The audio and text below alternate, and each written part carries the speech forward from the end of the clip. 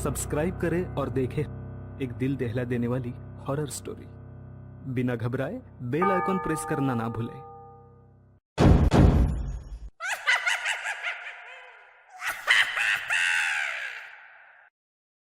रात के 12:30 बज रहे थे। कोल्हापुर में धाराशिव जाने वाली सीनियर कॉलेज के छात्रों की बस जंगल के रास्ते से गुजर रही थी। ट्रिप खत्म करके वे वापस धाराशिव आ रहे थे। दिन भर मौज मस्ती करने की वजह से सभी छात्र थक कर सो गए थे। दरवाजे की सीट के पास विकास सर और सुशील सर खर्राटे ले रहे थे। बस ड्राइवर विजय मामा भी नींद में बस चला रहे थे। उनके बगल वाली सीट पर प्यून पांडु मामा बैठे हुए थे कि तभी बस के सामने जंगली सुअरों का झुंड आया। विजय मामा ने बस जंगल में रोक दी। कुछ देर में जब रास्ता खाली हुआ तो बस फिर से चलने लगी। कुछ ही देर में विकास सर के पीछे ही दूसरी सीट पर बैठा श्याम नींद से जाग गया। श्याम की उम्र 21 साल थी। पढ़ाई में बहुत तेज था, लेकिन हमेशा अकेला रहने वाला। ना किसी से बनती थी, ना ही उसका कोई दोस्त था। वह दूसरी सीट पर अकेला बैठा हुआ था। सर, टॉयलेट जाना है। सर ने आधी आंखें खोलकर खिड़की से बाहर देखा। बस अभी भी जंगल में ही थी। थोड़ी देर बैठ जाओ, जब जंगल खत्म होगा तब मुझे उठा दो, मैं बस रोक दूंगा। वे बोले और फिर आंखें बंद कर सो गए। श्याम बस की खिड़की से बाहर देखने लगा और जंगल खत्म होने का इंतजार करने लगा। कुछ ही देर में जंगल खत्म हुआ और बस वीरान जगह पर आ गई। उसने विकास सर को जगा दिया और उन्होंने ड्राइवर से बस को रोकने के लिए कहा। जैसे ही बस रुकी, विकास सर बोले, किसी को टॉयलेट होना है तो अभी उतर जाओ, वरना बस सीधे धाराशिव जाकर ही रुकेगी। आवाज सुनकर पिछली सीट पर बैठा श्रीकांत नींद से जाग गया। विकास सर टॉर्च लेकर पहले बस से बाहर उतर गए। उनके पीछे पीछे श्याम और श्रीकांत भी उतरे और वो दोनों अलग अलग झाड़ी के पीछे टॉयलेट करने गए। श्याम टॉयलेट करके वापस आया, लेकिन श्रीकांत अभी भी नहीं आया था कि तभी श्रीकांत जोर से चिल्लाया। उसकी आवाज सुनकर विकास सर और श्याम उसकी ओर भागे, लेकिन तभी श्रीकांत झाड़ी से बाहर आया। क्या हुआ, क्यों चिल्लाए थे? कुछ नहीं सर, चप्पल से होकर कांटा पैर में चुभा। उसकी आवाज सुनकर ड्राइवर और प्यून भी नीचे उतरे थे। वो सब बस में वापस चढ़ने ही वाले थे कि तभी एक बाइक बस के सामने आकर रुक गई। अरे भाई साहब, यहाँ के नहीं हो क्या आप?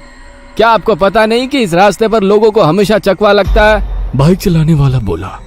चकवा नाम सुनकर विकास सर बोले, हाँ पता है, हम बस निकल ही रहे हैं। और वो सब बस में बैठ गए। सर, वो आदमी किस चकवे के बारे में बात कर रहा था? प्यून ने अगली सीट से ही मुड़कर विकास सर से पूछा। हिंदी में चकवा मतलब छलावा, छलावा मतलब भूत।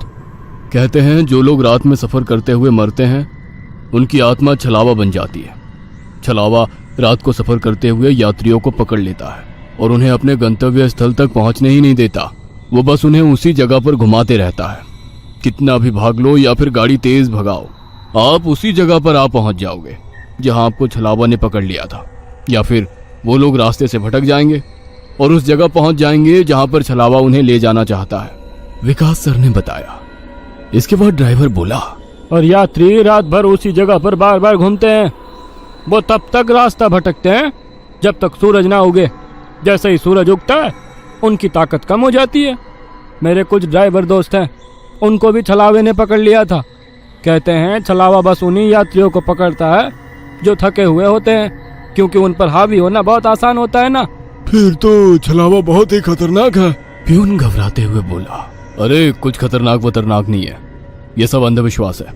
ड्राइवर जब थक जाता है तो रात में उसे रास्ता समझना मुश्किल हो जाता है, इसलिए उसे भ्रम हो जाते हैं और वो रास्ता भटकता है। इसे ही अनपढ़ लोगों ने भूत यानी चकवा या छलावा का नाम दिया है। विकास सर बोले। ये सभी बातें श्याम और श्रीकांत सुन रहे थे।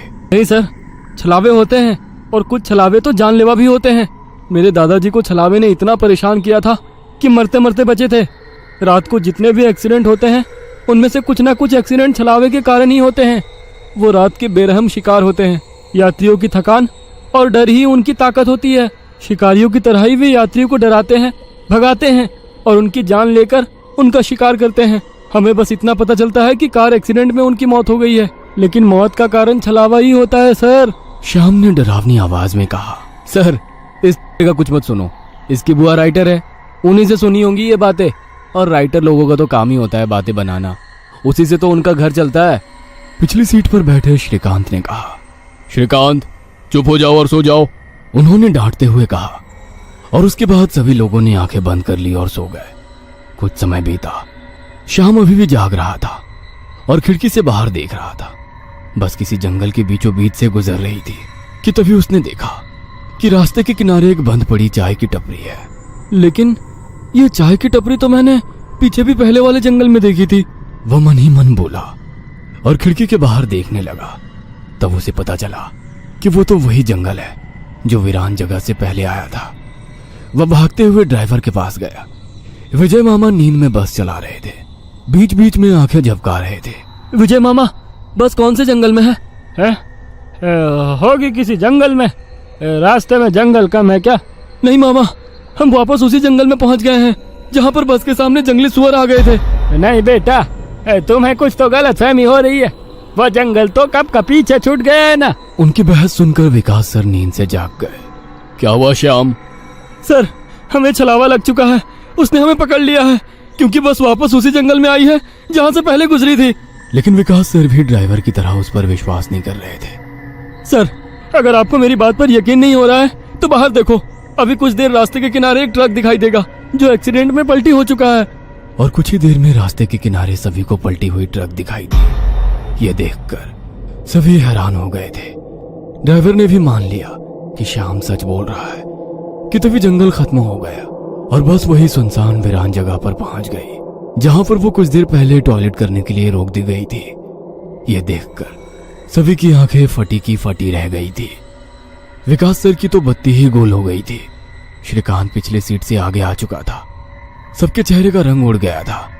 बस अभी भी रास्ते पर चल रही थी कि तभी वो फिर से वापस वही जंगल में पहुंच गई। वह सभी जान गए कि उन्हें छलावा ने पकड़ लिया है। ड्राइवर कोई दूसरा रास्ता मिलता है या नहीं ये देख रहा था, लेकिन फिर भी बस वापस उसी जंगल में आ जाती थी। ऐसा लग रहा था कि मानो पूरी दुनिया में बस वही एक रास्ता है जो घूम फिर कर उसी जंगल में ले आता है। सर, अभी इस छलावे से कैसे निकले? मैंने सुना है कि छलावे से बाहर तभी निकल सकते हैं जब सुबह हो जाए। इसका मतलब हमें रात भर इसी सड़क से गुजरना होगा, जंगल से वीराने में और वीराने से जंगल में। क्यों ना हम सुबह होने का इंतजार करते हुए उसी वीरान जगह पर रुक जाए। ड्राइवर बस चलाते हुए बोला। लेकिन शायद मैंने सुना है कि छलावे में रुकना ठीक बात नहीं है। नहीं सर, मेरी बुआ ने बताया था कि अगर सेफ जगह मिल जाए तो रुकने में कोई परेशानी नहीं है। बस इतना ही पता है तुम्हें? और कोई तरीका नहीं है क्या? है, लेकिन वो अभी के लिए नहीं है।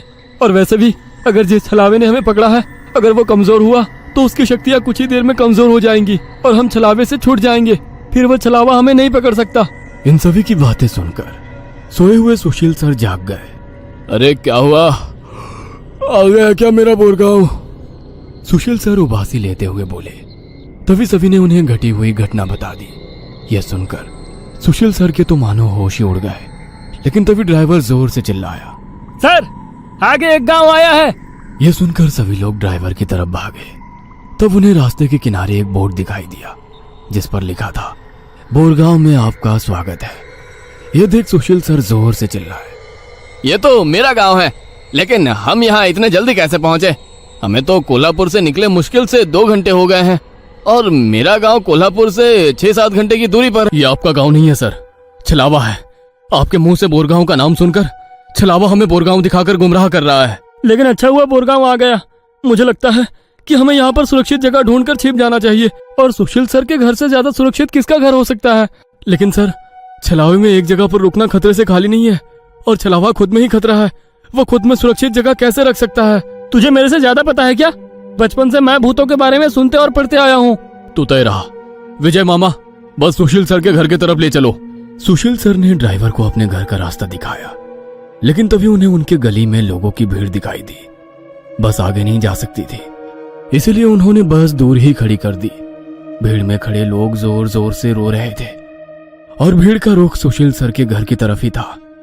भीड़ के रोने की आवाज सुनकर वे सभी लोग डर गए। सुशील सर बस से उतरे और भीड़ में घुस गए। उनके पीछे पीछे सभी भीड़ में घुस गए। वह सभी भीड़ को चीरते हुए सुशील सर के घर के सामने जा पहुंचे और आगे का नजारा देख उनकी रूह कांप उठी, क्योंकि जमीन पर खून से लथपथ 4 लाशें पड़ी हुई थी और वो लाशें थी सुशील सर के बीवी बच्चे की और उनके माता पिता की, उन सभी की किसी धारदार हथियार से गला काटकर हत्या कर दी गई थी। खुद के परिवार की लाशें देखकर सुशील सर का दिल सहम गया और वो रो पड़े। ये क्या हो गया? किसने मारा उन्हें? उन्होंने रोते हुए एक आंख वाले बूढ़े आदमी से पूछा, आज तुम्हारे बीवी ने चाकू से तुम्हारे बच्चे का और तुम्हारे माता पिता का गला चीरकर उन्हें मार डाला और फिर खुद का गला काटकर खुदकुशी कर ली। क्या? लेकिन क्यों? उसने ऐसा क्यों किया? अरे तुमने ही उसे ऐसा करने पर मजबूर किया होगा, वरना वो तो बहुत ही समझदार और नेक दिल इंसान थी।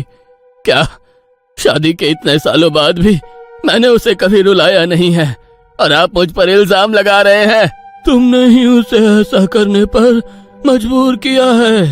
ये लो चाकू और अपनी जान देकर अपने गुनाह का प्रायश्चित कर लो। वैसे भी तुम अकेले इस दुनिया में जीकर क्या करोगे? खुद की जान दे दो, वरना उनकी आत्मा को कभी शांति नहीं मिलेगी। न जाने सुशील सर को क्या हुआ, वो उस आदमी की बातों में आ गए। ऐसा लग रहा था कि वो उसकी बातों से वश में आ गए थे। उन्होंने वो चाकू अपने हाथ में लिया और रोते हुए बोले, हाँ हाँ, मैं प्रायश्चित करूंगा, मैं अपनी जान दूंगा। वैसे पास खड़े ड्राइवर ने उन्हें रोका। अरे सर, ये आप क्या कर रहे हो? ये सब छलावा है, आपका परिवार नहीं है। आपका परिवार घर पर सुरक्षित है। तभी एक आंख वाला आदमी बोला, ए, तूने अगर एक लफ्ज भी आगे कहा तो तुम्हें पकड़कर गांव के बीचों बीच सूली पे चढ़वा देंगे। यह सुनकर ड्राइवर डर गया और चुप बैठ गया। सुशील सर ने जमीन पर बैठकर चाकू की धार अपने गले पर रखी। सर, ऐसा मत करिए, ये सब कुछ छलावा है, इसके चंगुल में मत फंसिए सर। लेकिन फिर भी सर होश में नहीं आ रहे थे, इसीलिए प्यून ने गुस्से में आकर उनको चांटा मारा। तब जाकर वो होश में आ गए और उन्होंने चाकू नीचे फेंक दिया। ये देख एक आंख वाला आदमी गुस्सा हो गया।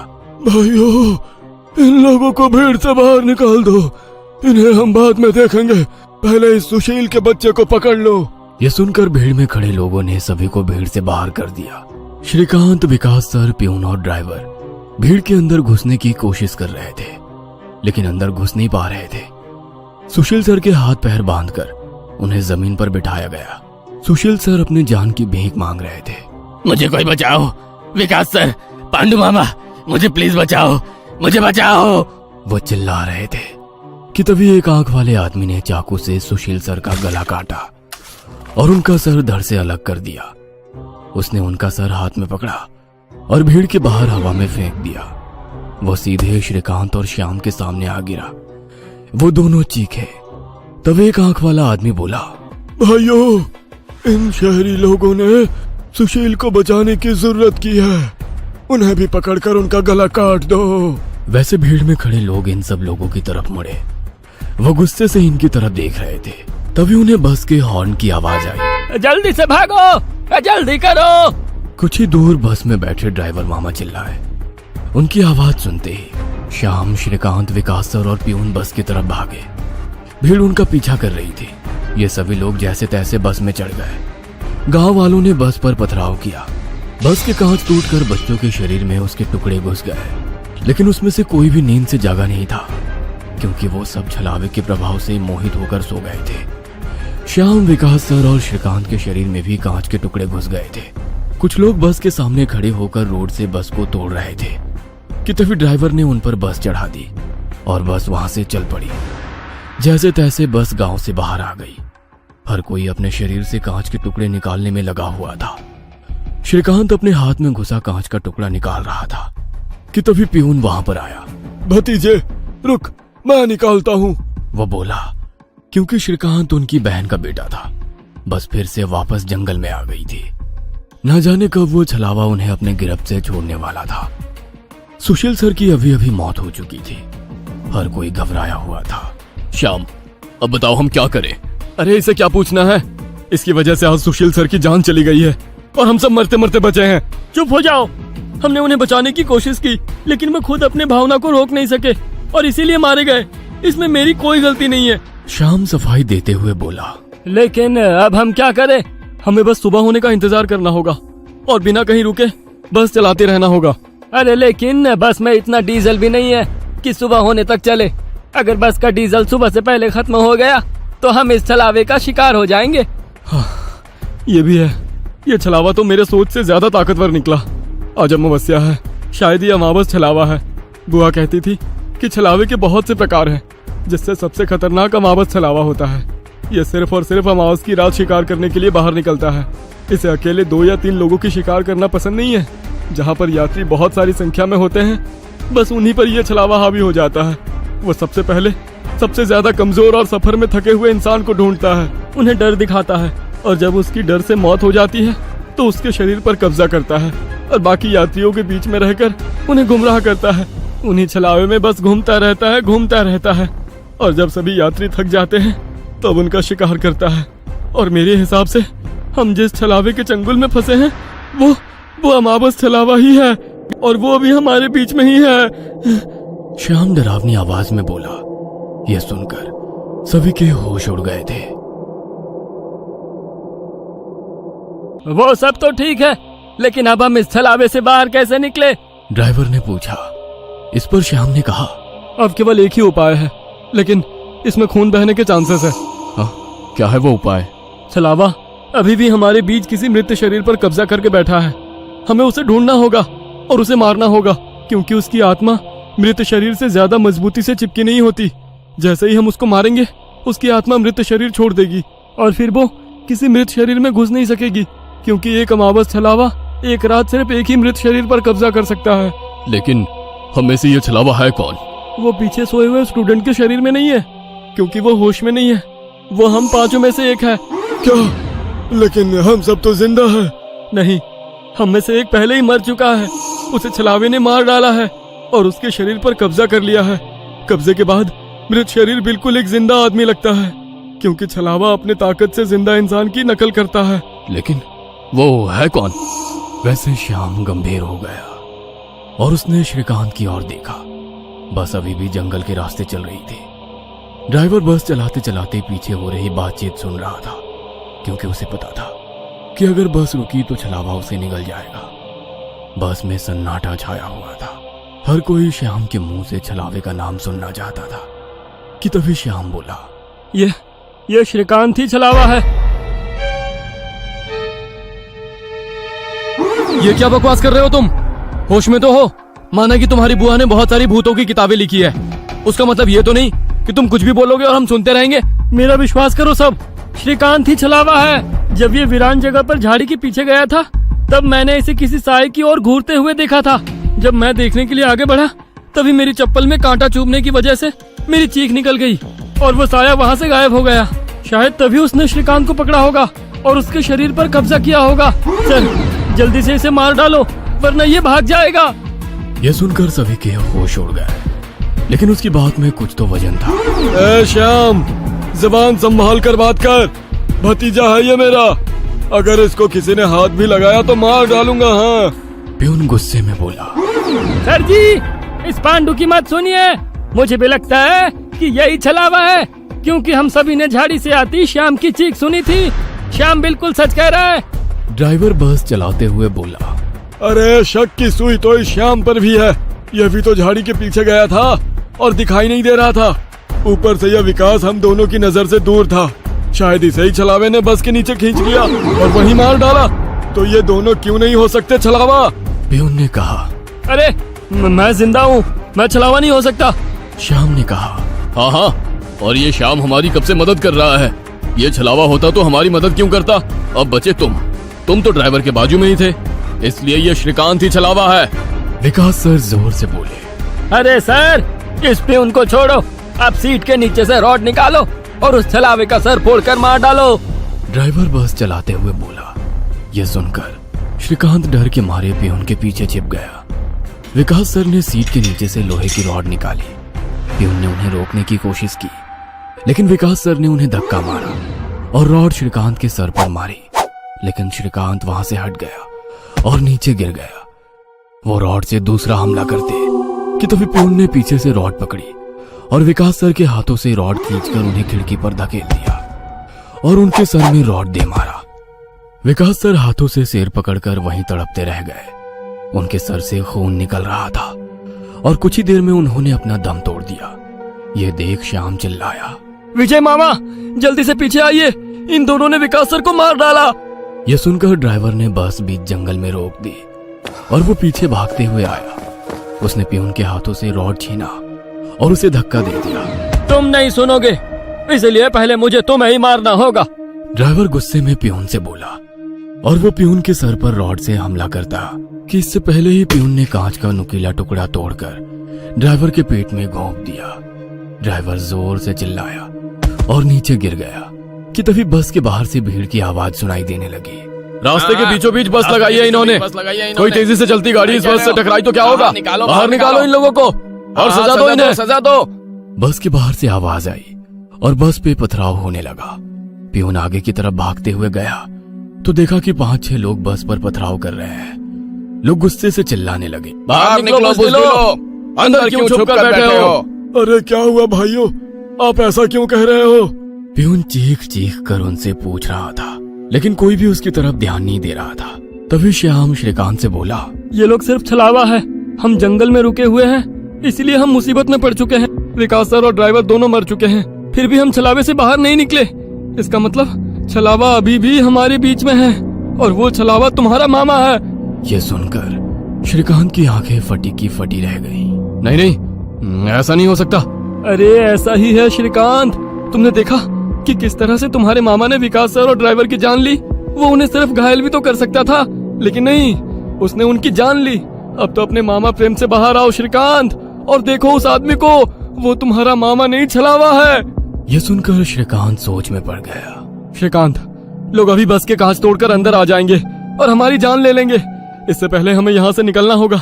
मैं बस को यहाँ से निकालता हूँ और तुम इस छलावे को पीछे बुलाकर इस कांच के टुकड़े से घोंप दो। छलावा मर जाएगा और हमारी जान बच जाएगी। श्याम बोला और ड्राइविंग सीट की तरफ निकल पड़ा। लेकिन तुम्हें ड्राइविंग आती है क्या? अरे मेरे मामा की ट्रैवल एजेंसी है, इसलिए मैं बस पहले ही चलाना जानता हूँ, उसने कहा और ड्राइविंग सीट पर जा बैठा। उसने बस चालू की और बस चलाने लगा। पियून पीछे श्रीकांत के पास जा पहुंचा। श्याम बहुत ही मन लगाकर बस को भगा रहा था कि तभी उसे पियून की चीख सुनाई दी।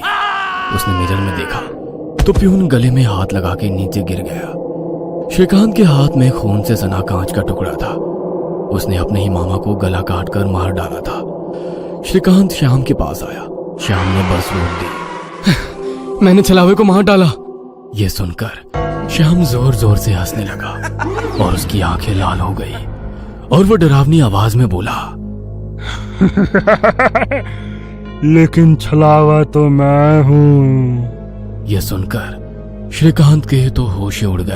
अरे चौंक क्यों रहे हो, मैं ही छलावा हूँ। जंगल में जब बस के आगे सुअरों का झुंड आया था, तभी मैं बस में घुस गया था। मैंने बस में सबसे कमजोर और थका हुआ यात्री चुना। ये श्याम थकान के कारण गहरी नींद में सो गया था। मैंने इसे जगाया और मेरा असली रूप दिखाया। मेरा डरावना रूप देखकर ये उसी वक्त सीने पर हाथ लगाते हुए मर गया। मैंने तुरंत इसके शरीर पर कब्जा कर लिया। तभी मैंने जाना कि पिछली सीट पर बैठा एक लड़का, मतलब कि तू, आधी नींद में था और टॉयलेट जाने के विचार में था, और मैंने अपना खेल शुरू कर दिया। मैंने बस में बैठे सभी को छलावे की कहानी सुनाकर डरा दिया, क्योंकि डर ही मेरा सबसे बड़ा हथियार है। मैंने जानबूझकर तुम सबको गुमराह किया और सुशील सर के गांव ले गया और तुम्हें छलावे में रुकने के लिए मजबूर किया और सुशील सर की जान ली। मैंने ही विकास सर, तेरा मामा और ड्राइवर को एक दूसरे से लड़ाया ताकि वो आपस में लड़ कर मर सके, और आखिर में मैंने तुम्हारे हाथों से ही तुम्हारे मामा का खून करवाया। ऐसा कहकर वो हंसने लगा। यही मेरा खेल यानी कि शिकार थी। तूने अपने ही मामा की जान ली, उस मामा की जिसने तुम्हें बचाने के लिए अपनी जान पर खेलकर 2 आदमियों की जान ली। अब तुम्हारा जी कर क्या फायदा। यह सुनकर श्रीकांत के आंखों में आंसू आ गए। उसे अपनी गलती का एहसास हो गया। श्रीकांत, आओ बैठ जाओ इस ड्राइविंग सीट पे और ठोक दो इसे किसी पेड़ पे। ले लो खुद की और इन सभी यात्रियों की जान। छलावा श्रीकांत की आंखों में देखकर बोला। शायद उन लाल आंखों का जादू श्रीकांत पे हो रहा था। वो छलावे की बातों में आ गया था, जैसे सुशील सर आ गए थे और खुद की जान लेने के लिए तैयार हो गए थे। शायद श्रीकांत को अपने किए का पछतावा हो रहा था और वो छलावे की बात मानने वाला था कि तभी श्रीकांत ने अपने आंसू पोंछे और वो जोर से चिल्लाया, मामा। छलावे को पीछे पैरों की आहट सुनाई दी और उसने मुड़कर देखा कि तभी प्यून ने लोहे का रॉड छलावे के सर पे दे मारा और उसके सर पर 4-5 बार हमला कर उसका सर कुचल दिया। तुम्हें क्या लगा खेल केवल तुम ही खेल सकते हो?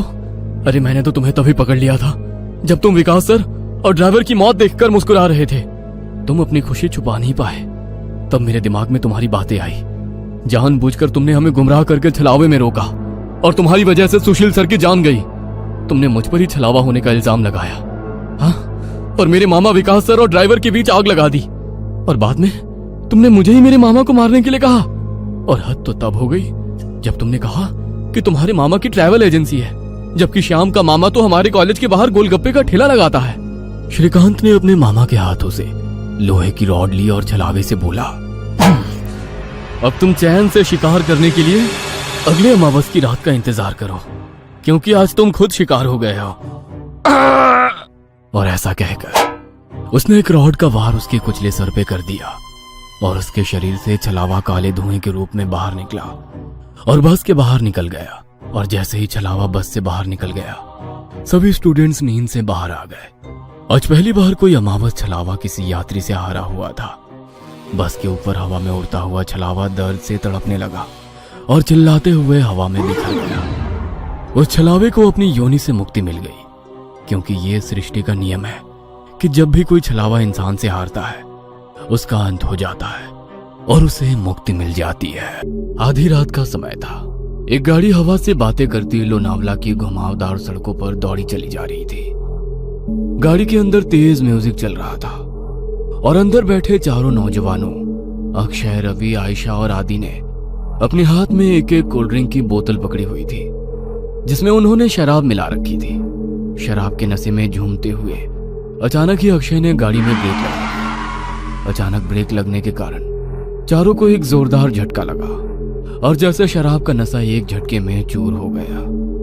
घबराते हुए रवि, आदि और आयशा गाड़ी से बाहर निकल आए। क्या हुआ अक्षय, इतनी जोर से ब्रेक क्यों लगा दिया? सब ठीक तो है ना? लगता है डिक्की खुली रह गई है। जा दी, तू चेक करके आ। कुछ नहीं हुआ बे, बस वैसे ही मजे ले रहा था। इसका बर्थडे है, इसे परेशान करना तो बनता है ना। तुम्हें अगर ज्यादा मस्ती सूझ रही है तो हटो, मैं ड्राइव करती हूँ। गाइस, मुझे लगता है अक्षय पीकर आउट हो चुका है। ए आयशा, चुप करके बैठना पीछे। बोला ना तुझे मजाक कर रहा था। आदि आ जाना यार, कुछ नहीं है डिक्की में, बैठ जल्दी। आशा के बुलाने पर आदि भी आकर अपनी सीट पर बैठ जाता है और अक्षय वापस से गाड़ी स्टार्ट कर देता है। यार 100 की स्पीड में भागती गाड़ी में तूने ब्रेक लगा दिया। अगर गाड़ी पहाड़ से नीचे गिर जाती तो अभी इन वादियों में भूत बनकर घूमते अपन लोग हैं। यार प्लीज ऐसा करो, किसी लॉज पर गाड़ी रोक दो, हम लोग सुबह निकलेंगे। अब तेरी क्या प्रॉब्लम है? तुम लोग समझ नहीं रहे हो यार, तुम सबको चढ़ गई है, अपने होश में नहीं हो तुम लोग। इस तरह लॉन्ग ड्राइव पर जाना सही नहीं है और तुम लोग अभी इस हाईवे के बारे में ज्यादा कुछ जानते भी नहीं हो। यार तेरा ही बर्थडे मनाने जा रहे हैं, तू सारा मजा मत खराब कर। अच्छा बता, क्या प्रॉब्लम है इस हाईवे में? यार मैंने बोला ना, ये रास्ता सही नहीं है। यहाँ के लोकल्स का कहना है कि आगे पहाड़ी पर अक्सर रात में एक्सीडेंट होते हैं। क्या बकवास है ये? एक्सीडेंट किस रोड पर नहीं होते हैं? हाँ, इसमें क्या नई बात है? होते हैं, सब जगह होते हैं, लेकिन यहाँ पर वजह कुछ और होती है। बस तू यू टर्न लो और पीछे चलो। अब तो तूने चैलेंज कर दिया भाई को, अब गाड़ी नहीं रुकने वाली। आदि के लाख रिक्वेस्ट करने पर भी अक्षय ने फिर से गाड़ी का गियर बढ़ाया और एक बार फिर से उनकी गाड़ी हवा से बातें करने लगी। आदि की बातें भूलकर बाकी के दोस्त भी अंग्रेजी गाने की धुन पर आंख बंद करके थिरक रहे थे, लेकिन आदि अभी भी अक्षय के साथ आगे की सीट पर थोड़ा सिकुड़ा सहमा सा बैठा हुआ था। रात का सन्नाटा हर गुजरते पल के साथ गहराता जा रहा था। रात के तकरीबन 2 बज गए थे पीछे की सीट पर बैठे बैठे रवि अब झपकियां लेने लगा था। तभी एक बार फिर से अक्षय ने जोरदार ब्रेक लगा दिया तो गाड़ी जाकर सड़क किनारे लगे पेड़ से जा टकराई। अक्षय, तुम्हारा दिमाग खराब हो गया क्या? ये क्या मजाक लगा रखा है बार बार? अब तुम चुपचाप ड्राइविंग सीट से उतरो, नहीं तो अच्छा नहीं होगा। अरे यार, कोई मजाक नहीं है। मेरी गाड़ी के सामने अभी अभी ना जाने कहां से एक लड़की आ गई थी। अच्छा, तो अब कहाँ गई वो लड़की? मुझे तो यहाँ कोई लड़की नजर नहीं आ रही। मेरा यकीन करो आयशा, गाड़ी के सामने एक लड़की थी। उसे देखकर ही मैंने ब्रेक लगाया तो गाड़ी डिसबैलेंस होकर इस पेड़ से जा टकराई। ट्रस्ट मी, मैं कोई मजाक नहीं कर रहा। रात के 2 बज रहे हैं। इतनी रात को इस सुनसान सड़क पर कोई लड़की क्यों घूमेगी? और अगर तुम्हारी बात मान भी ले कि यहाँ कोई लड़की थी, तो अब वो लड़की कहाँ है? आदि, तुम तो अक्षय के साथ ही बैठे थे ना, तुम्हें कोई लड़की दिखाई दी? मुझे तो कोई लड़की दिखाई नहीं दी। पता नहीं अक्षय क्या कह रहा है। मुझे कुछ समझ में नहीं आ रहा है यार। लड़की अचानक कहाँ गायब हो गई? समझ लो हमारा एक्सीडेंट होते होते बचा है अभी। आदि, आयशा और अक्षय गाड़ी से नीचे उतरकर बातें कर रहे थे और रवि सब कुछ अनसुना करके चैन की नींद सो रहा था। इसे देखो, अभी गाड़ी खाई में गिर जाती तो ये सोते सोते कुंभकर्ण ऊपर पहुँच जाता। इसीलिए बोलती हूँ, लिमिट में पिया करो। हाँ, तो सही कह रही है। शायद मुझे चढ़ गई है। मैं पीछे बैठता हूँ, अब तू ड्राइव कर ले। ना बाबा ना, अब तो मेरी आंखें नींद से भरी हो रही हैं। तू ही चला गाड़ी, लेकिन अब ध्यान से चलाना। अक्षय एक बार फिर से ड्राइविंग सीट पर बैठ गया और आयशा पीछे बैठकर झपकियां लेने लगी। कुछ देर बाद, यार आदि, मुझे ऐसा लग रहा है हम बार बार उसी रास्ते पर आ रहे हैं। सब गोल गोल घूम रहा है यहाँ। वही पेड़, वही पहाड़। मुझे सच में चढ़ गई है क्या यार? तू एक बार लोकेशन चेक करना। भाई, पहाड़ एक जैसे ही होते हैं, इसमें क्या अलग होगा? आदि अपना मोबाइल निकालता है, लेकिन मोबाइल में कोई नेटवर्क ही नहीं आ रहा था। यार, मेरे फोन में नेटवर्क ही नहीं है। तभी अक्षय को गाड़ी की लाइट्स में सामने एक आदिवासी पहनावे वाली लड़की दिखाई देती है। लगता है मुझे फिर से वहम हो रहा है। अगर अब मैंने ब्रेक लगाया तो ये सब मिलकर मुझे ही पहाड़ से नीचे फेंक देंगे। अक्षय लड़की की ओर गाड़ी बढ़ाने लगता है। अरे, तुझे दिखाई नहीं दे रहा? सामने कोई लड़की है, उसे गाड़ी से उड़ा ही देगा क्या? आदि की बात सुनकर अक्षय लड़की से कुछ दूरी पर ही गाड़ी रोक देता है। अक्षय, अचानक ये लड़की कहाँ से आ टपकी? चुपचाप गाड़ी आगे बढ़ा। मुझे कुछ ठीक नहीं लग रहा है। बाहर मत निकलना। अरे यार, बहुत घबराई हुई लग रही है और रात भी हो रही है। देखने तो देख क्या बात है। मैं बोल रहा हूँ ना, ये रास्ता सही नहीं है यार। यहाँ पर अक्सर लोगों को छलावा लग जाता है। तो फिर शुरू हो गया। तभी वो लड़की दौड़ते हुए उनकी गाड़ी के पास आ जाती है। मुझे भूलनपुर तक छोड़ दो साहब, आपकी बड़ी मेहरबानी होगी। क्या बात है, डरी हुई क्यों लग रही हो? साहब, वो लोग मेरे पीछे लगे हैं। आप बस जल्दी से यहाँ से चलो, नहीं तो कुछ भी हो सकता है। लड़की की बात सुनकर अक्षय गाड़ी का दरवाजा खोल देता है और लड़की आकर आयशा के बगल में बैठ जाती है। आपका बहुत बहुत शुक्रिया साहब, आज तो मैं बाल बाल बची हूँ। आपको पता नहीं है साहब, इतनी रात गए इधर निकलना सही नहीं है। यहाँ रात गए अपने शिकार की तलाश में छलावा घूमता है। कहते हैं जिसके ऊपर छलावा की नजर पड़ जाए, फिर वो नजर बांध देता है। उसके बाद आप वही देखोगे जो वो आपको दिखाएगा। लेकिन तुम भाग क्यों रही थी? कौन था तुम्हारे पीछे? साहब, मैं छलावा के पकड़ में आ गई थी। बड़ी मुश्किल से अपनी जान बचाकर भागी हूँ। लड़की अभी अपनी कहानी सुना ही रही थी कि सामने से कुछ लोग मशाल लेकर सड़क के बीचों बीच खड़े हो जाते हैं। अरे, ये लोग ऐसे सड़क घेर कर क्यों खड़े हो गए हैं? कौन है ये लोग? ओ शिट, हॉर्न बजा जल्दी। इन लोगों पर हॉर्न का कोई असर नहीं पड़ रहा है यार। एक टक घुरे जा रहे हैं और अपनी जगह से टस से मस तक नहीं हो रहे हैं। मुझे तो बहुत गुस्से में लग रहे हैं। क्या करूं? पतली सी सड़क है, अगर ये सामने से नहीं हटे तो गाड़ी रोकनी पड़ेगी। गाड़ी रोकते ही कहीं इन्होंने हम पर हमला कर दिया तो? साहब, ये आदमी नहीं है, आप बस गाड़ी मत रोकना। अगर इन्होंने हमें पकड़ लिया तो अच्छा नहीं होगा, हम में से कोई नहीं बचेगा। क्या मतलब है तुम्हारा? मैं उन पर गाड़ी चढ़ा दूं? नहीं नहीं, ये मुझसे नहीं हो पाएगा। अक्षय की गाड़ी धीरे धीरे उस भीड़ के नजदीक पहुंच रही थी। भीड़ में खड़े लोगों के हाथों में जलती हुई मशाल और लाठी डंडे दिखाई पड़ रहे थे। इसके साथ ही उनके चेहरे पर गुस्सा भी साफ साफ देखा जा सकता था। जैसे ही गाड़ी उस भीड़ के नजदीक पहुंचने को हुई, अचानक ही अक्षय को दाईं ओर एक मोड़ दिखाई दिया और उसने गाड़ी उधर ही घुमा दी। अब गाड़ी उस सुनसान रास्ते पर दौड़ती चली जा रही थी। अचानक ही आयशा की नींद टूट जाती है। अरे यार, ये लड़की कौन है और ये कहाँ आ गए हम लोग? यार आयशा, हम अपनी आंखों से छलावा देखकर आ रहे हैं। बस लास्ट मोमेंट पर अक्षय ने इस रोड पर गाड़ी घुमा ली, नहीं तो पता नहीं आज क्या होता। मुझे तो अभी तक सोच सोच कर ही घबराहट हो रही है। ये सब हमारे साथ क्या हो रहा है, मुझे कुछ समझ नहीं आ रहा। हम लोग अभी एग्जैक्टली है कहाँ, कुछ पता है? आशा के इतना कहते ही अक्षय को सड़क पर एक बोर्ड दिखाई देता है। ये देख, सामने बोर्ड पर लिखा है लोनावला 60 किलोमीटर। लो, हम तो बस 1 घंटे में लोनावला पहुंचने वाले हैं। लेकिन लोनावला पहुंचने में तो 8 घंटे लगते हैं ना। इतनी जल्दी हम लोग लोनावला कैसे पहुंच सकते हैं? आखिर ये कौन सा रोड है जो इतनी जल्दी वहाँ पहुंचा रहा है? वेट वेट वेट, मुझे ऐसा क्यों लग रहा है कि हमारी ये ट्रिप कुछ अनयूजुअल सी हो गई है। रवि सोए ही जा रहा है, इतना कुछ हो गया लेकिन इसकी नींद ही नहीं खुल रही है। आधी रात को तुम्हें ये लड़की मिल जाती है, फिर ये पता नहीं कौन सा नया रास्ता मिल जाता है, और अब तुम कह रहे हो लोनावला बस 60 किलोमीटर बचा है। आई कांट बिलीव इट, कुछ तो गड़बड़ हो रही है हमारे साथ। क्या यार आयशा, तू तो मजे से नींद में झपकियां ले रही थी ना। अगर तूने वो मशाल और हथियार वाले लोग देखे होते तो तुझे भी यकीन हो जाता। अक्षय ने जो उस मोमेंट पर किया वो सही किया, कुछ अनयूजुअल नहीं है। मैं अक्षय को गलत नहीं बता रही हूँ, लेकिन मुझे यकीन नहीं है कि ये रास्ता सही है।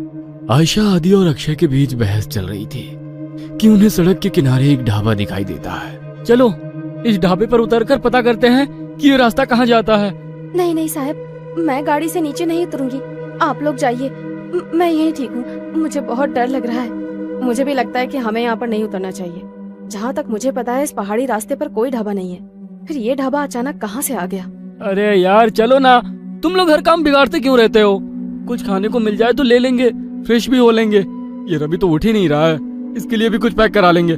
आदि और अक्षय के कई बार समझाने पर भी आयशा और वो लड़की गाड़ी से उतरने के लिए तैयार नहीं हुई, इसलिए वो दोनों ही ढाबे के अंदर पहुंच जाते हैं। वहां पहुंचकर अक्षय सिगरेट सुलगा लेता है। आदि, सिगरेट पिएगा? दूर रख इसे, पहले ही शराब पी रखी है, ऊपर से ये सिगरेट। पागल मत बन अक्षय, तुझे गाड़ी भी चलानी है। अरे वो तो कब की उतर गई भाई। कोई है? अरे भाई कुछ मिलेगा खाने के लिए? अक्षय के कहीं बाहर आवाज लगाने पर एक रहस्यमयी सा दिखने वाला आदमी अंदर से बाहर आता है। कुछ खाने के लिए है? अक्षय की बात सुनकर वो आदमी एक प्लेट में दाल चावल निकालकर उसकी ओर बढ़ा देता है। छी, ये कैसा खाना है? इसमें तो कीड़े रेंग रहे हैं। खाओ चुपचाप, हम भी कई दिनों से भूखे हैं। अब तुम आ गए हो, अब हमारी भूख भी मिट जाएगी। उस आदमी की रहस्यमयी बातें सुनकर अक्षय बहुत घबरा जाता है। अक्षय उस आदमी को धक्का देकर वहां से भागते हुए गाड़ी की तरफ आ जाता है। आदि चल यहाँ से, ये आदमी मुझे कुछ ठीक नहीं लग रहा है, यहाँ रुकना सही नहीं है। कहाँ तक भागोगे? वो तुम तक पहुंच चुका है, छल चुका है तुम्हें। अब तुम में से कोई नहीं बचेगा।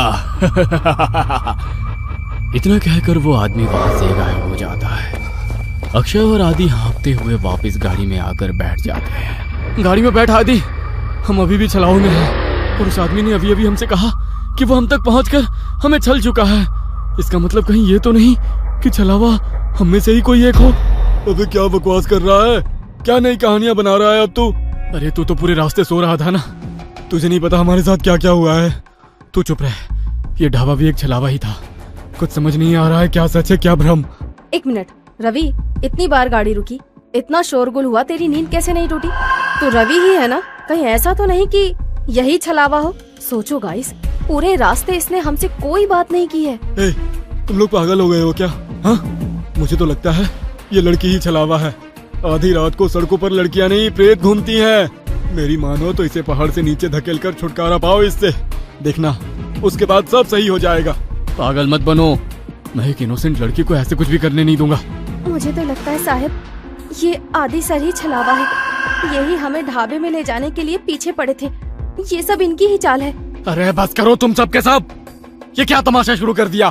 तुम चुप करो अब, मैं अभी मरना नहीं चाहती। सबसे पहले तो मैं इस लड़की का काम तमाम करूंगी। मुझे भी लगता है कि ये लड़की ही गड़बड़ है। आशा अपने बगल में बैठी उस आदिवासी लड़की का गला दबाने लगती है। आशा को उस लड़की का गला दबाते देखकर अक्षय गाड़ी रोक देता है और उसे बचाने की कोशिश करने लगता है। इस लड़की के लिए मैं अपने दोस्तों की जान खतरे में नहीं पड़ने दूंगा। तभी रवि गाड़ी में रखी लोहे की रॉड उठाकर उस लड़की के सर पे दे मारता है। ये क्या कर दिया तूने? बस खत्म हो गई प्रॉब्लम।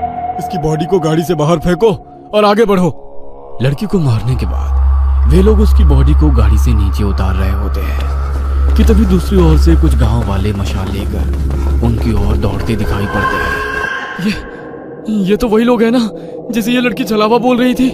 इसका मतलब छलावा अभी भी हमारे आसपास ही है। जल्दी चलो यहाँ से। वे चारों घबरा कर फिर से गाड़ी में बैठ जाते हैं। देखो, सुबह होने में बस 1 ही घंटा बाकी है। हमारे बीच जो भी छलावा है वो अगले 1 घंटे में हम सबको अपने साथ ले जाएगा। हमें उसके बारे में पता लगाकर उसे खत्म करना होगा, नहीं तो हम में से कोई नहीं बचेगा। Calm down. ये जो कुछ भी है इसने हमारी सोचने की शक्ति को खत्म कर दी है। हम लोग एक भ्रम में हैं। क्या सच है क्या झूठ कुछ भी समझ नहीं आ रहा है। वो हमें इमोशनली ब्रेक कर रहा है ताकि हम पर काबू कर सके। तू अपना प्रवचन अपने पास रख, मैं तुम तीनों को ही खत्म कर दूंगा, तो छलावा के बचने का कोई चांस भी नहीं रहेगा। तू मुझे भी मार देगा रवि? तू तो मुझसे प्यार करता था ना। Shut up! मुझे यहाँ से जिंदा अपने घर जाना है बस। इससे पहले कि रवि आयशा को मारता, आयशा अपने गले में पहने हुए स्कार्फ से रवि का गला घोटने लगती है। तू ही है वो राक्षस, तुझे ही खत्म कर देती हूँ, सारी प्रॉब्लम खत्म हो जाएगी। आयशा और रवि के बीच होती हाथापाई को देखकर अक्षय अचानक से अपनी सीट के पास रखी बियर की बोतल को आदि के सर पर दे मारता है। उस फूटी हुई बोतल से ही अक्षय आदि के ऊपर एक के बाद एक कई सारे वार कर देता है। अक्षय के आदि पर हमला कर देने से अचानक ही आदि का चेहरा बदलने लगता है और वो एक खौफनाक चेहरे वाले प्रेत में बदल जाता है। आदि का चेहरा बिल्कुल काला हो गया था और उसके बदन पर कपड़े भी पुराने और फटे दिखाई दे रहे थे। हैरानी से अक्षय की ओर घूरते हुए वो जोर से चिल्लाया, नहीं, ये नहीं हो सकता। आज तक मेरे भ्रमजाल से निकलकर कोई बाहर नहीं आ पाया है। तुझे कैसे पता चला कि मैं ही छलावा हूँ? पिछले काफी देर से मैं आज रात की सारी घटनाओं की कड़ियां आपस में जोड़ने की कोशिश कर रहा था। तुझे पहले ही पता था कि हम तेरा बर्थडे मनाने लोनावला जा रहे हैं। घर से तो तू खुशी खुशी हमारे साथ आ गया था, लेकिन जैसे ही ये पहाड़ी हाईवे स्टार्ट हुआ तू कुछ अजीब सा व्यवहार करने लगा। पहले तूने कई बार मुझे यू टर्न लेने को कहा, जबकि तू जानता था उस रोड पर आगे 10 किलोमीटर तक कोई यू टर्न नहीं है। उसके बाद उस लड़की को लिफ्ट देने से मना करना, अचानक से छलावे की कहानी सुनाने लगना, जबकि तू तो इन बातों को कभी मानता ही नहीं है। वो गांव की लड़की ठीक कह रही थी, तू ही मुझे जानबूझकर उस ढाबे में ले गया था, लेकिन मैं वहां से बचकर किसी तरह निकल आया। मेरे सिगरेट के लिए पूछने पर तूने मेरा हाथ जब झटका वो मुझे बहुत अजीब लगा था। और सबसे जरूरी बात, रवि तो पूरे रास्ते गाड़ी से उतरा ही नहीं था। इसीलिए जब आयशा रवि को मारने लगी तो मैंने तेरी तरफ नजर घुमाकर देखा। तू अपनी सीट पर बैठा बड़े आराम से मुस्कुरा रहा था। कोई दोस्त अपने दोस्त को ऐसी हालत में देखकर हंस नहीं सकता। मैं समझ गया कि छलावा तू ही है और कोई नहीं। मूर्ख हो तुम सब। मैंने तुम्हें समझने के लिए कितने मौके दिए, लेकिन तुम मूर्ख के मूर्ख ही रहे।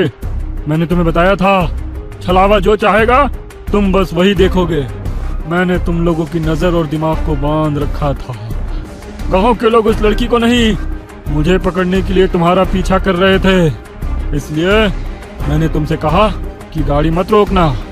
मैंने ही तुम्हें वो ढाबा दिखाया ताकि तुम सब वहां नीचे उतर जाओ और मैं अपना शिकार कर लूं। लेकिन ये आयशा बहुत चालाक है। इसने गाड़ी से उतरने से मना कर दिया था, इसलिए मैं वहां शिकार करने से चूक गया। बस कुछ देर की बात और थी, इस रवि के मरते ही तुम दोनों एक दूसरे की जान के दुश्मन बन जाते और एक दूसरे को मार डालते और मेरी जीत हो जाती। अगर ये आदि नहीं है तो हमारा आदि कहाँ है? तुम्हारा आदि तो उसी जगह मेरा शिकार बन गया था, जब पहली बार तुम सब गाड़ी से उतरकर इस अक्षय से झगड़ा कर रहे थे और वो गाड़ी की डिक्की चेक कर रहा था। अक्षय, मार इसको, छोड़ना मत। उसने हमारे आदि को मार डाला, मैं इसे नहीं छोड़ूंगी। सुबह के 4 बज चुके हैं, अब तुम लोग मेरा कुछ नहीं बिगाड़ सकते। इतना कहकर वो छलावा वहां से गायब हो जाता है। जन्मदिन के दिन ही अपने दोस्त को खोने के गम ने उन सबको तोड़ कर रख दिया था। उस रात छलावे से उनकी जान तो बच गई थी, लेकिन अपने दोस्त को खोने का गम जीवन भर उनके सीने पर बोझ बनकर उन्हें सालता रहा। ये कहानी आपको अच्छी लगी हो तो हमें सब्सक्राइब करें, हमारा इंस्टाग्राम और फेसबुक पेज जरूर फॉलो करें। और हाँ दोस्तों, सब्सक्राइब करना भूलना मत।